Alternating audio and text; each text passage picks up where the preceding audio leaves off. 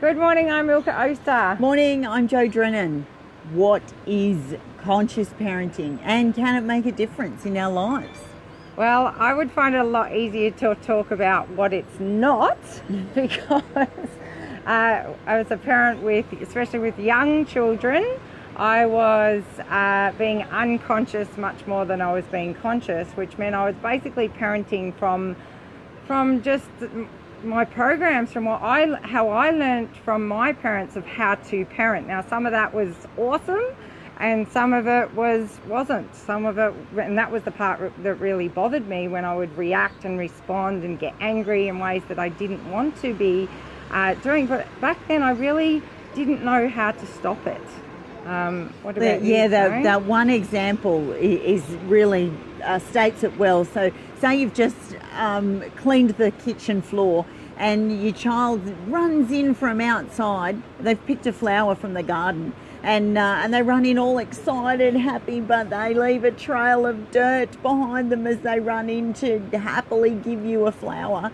And in that moment, you have a choice to either get upset about the floor being messy, or embrace the moment, enjoy the now, the present, and love what they're doing and join in their joy. Yes, and I have many times where the reaction that you're looking for, perhaps from listening to this story, I didn't do that. I got really angry and said, "What are you doing to my floor? I've just mopped the floor."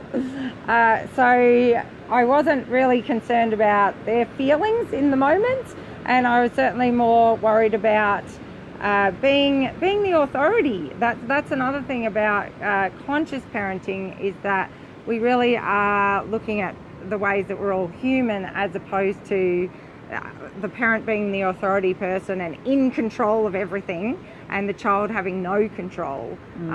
It's really not about that.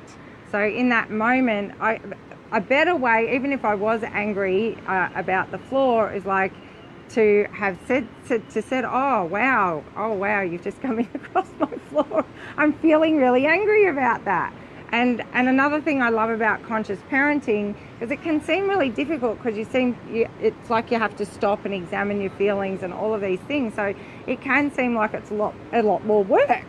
But what it really is teaching your children that you can change your behaviour, and that you can talk about your own feelings, and that you are human, and that you're just making your way through life just like they are. And we're that's all what doing I love the about it. very best that we can. We are all doing the best we can. We're human, they're human. We all have emotions. We're all got to live in a house and keep it clean and all those kinds of things. So, and that, for me, it was huge having suppressed feelings for the majority of my life. I did the same with my children, and but now I can encourage them to express even anger, and even if it is at me initially, because now I don't react and take it on board and take it personally as it being me.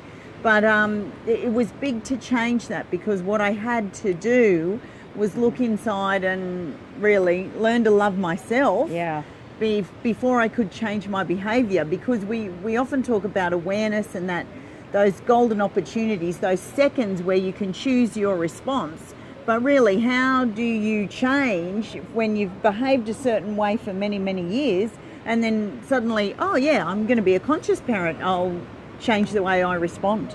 Yeah, because you still have a lot of ingrained subconscious beliefs that say that that's how you do get control of yourself. And if you're not feeling in control a lot inside, things like cleaning the house, things like eating patterns, things like your children can be the thing that you think, if you can just get control of those things, then you will be in control. But it's not about, you haven't ever gone inside and actually examined what's going on for you. And you have to start to really believe that you're worthy enough to start doing that, to start examining what's going on for you. And that's a big shift. It's a huge shift, and it can be hard to believe. I remember when I started this work, it was hard for me to believe that it would really make a difference. But when I started to love myself and I noticed the interactions with my children, they just changed. They were just easier and they didn't seem to respond to me like they had in the past. Yeah, that's right. And yet it was you that had changed. Yeah. One of the last things that I found difficult to let go of and still triggers me sometimes is tones of voice. And that's probably because as a small child, when someone got angry at me, it really terrified me.